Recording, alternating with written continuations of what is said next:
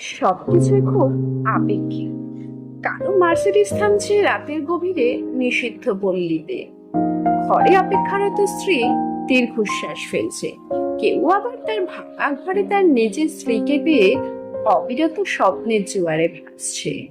কেউ আবার ভাবছে আর মাত্র কয়েকটা দিন, ডিভোর্স পেপারে সাইনটা করে দিতে পারলেই মুক্তি। কেউ আবার একজন ভালোবাসার মানুষের জন্য সারা জীবন যুদ্ধ করে চলেছে। কেউ আবার তার সদ্যজাত সন্তানকে ডাস্টবিনে ফেলে দিয়ে দায় মুক্ত হতে চাইছে। কেউ আবার একটা সন্তানের জন্য সারা জীবন হাহাকার করে চলেছে। কেউ আবার তার জীবনে অনেক ভালোবাসার মানুষ বদলে ফেলেছে। কেউ আবার তার ভালোবাসার মানুষের জন্য বছরের পর বছর অপেক্ষা করছে। কেউ আবার ভালোবাসার মানুষের কাছ থেকে পাওয়া নতুন দামি শাড়িটাকেও খুশি না। কেউ আবার তার ভালোবাসার কাছ থেকে পাওয়া পুরনো তাঁতের শাড়ির গন্ধই বারবার শুনছে।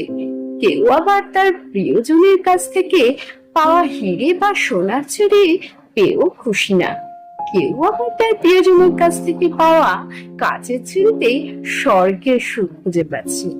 কেউ দামি খাটে শুয়েও ঘুমের সুখ খুঁজে বেড়াচ্ছে। কেউ আবার হিমের হাওয়ায় অপরে ঘুমাচ্ছে। কেউ আবার দামি ডাইনিং টেবিলে বসেও খেতে পাচ্ছে না তৃপ্তি সহকারে।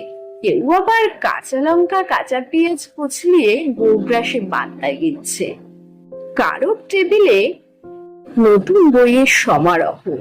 কেউ আবার পুরনো বইয়ের দোকান চষে বেড়াচ্ছে কারণ পকেট খালি বলে। কেউ আবার বিলাসবহুল গাড়িতে চড়ে মনে মনে ভাবছে সন্তানগুলোকে মানুষ করতে পারলাম না, এত সম্পত্তি রাখতে পারবো তো। কেউ আবার পায়ে হেঁটে চলেছে আর মনে মনে ভাবছে সন্তানগুলোকে তো মানুষ করতে পেরেছি, ঈশ্বর চাইলে তারা নিজেরাই বুঝিয়ে নিতে পারবে। আসলে এটাই বাস্তব। জীবনের সবকিছুই খুব আপেক্ষিক।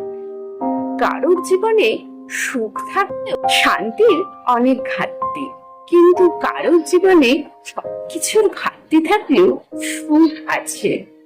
জীবনের সবকিছুই খুব ঘাটতি আসলে বোঝায় জীবনের এটাই বাস্তব।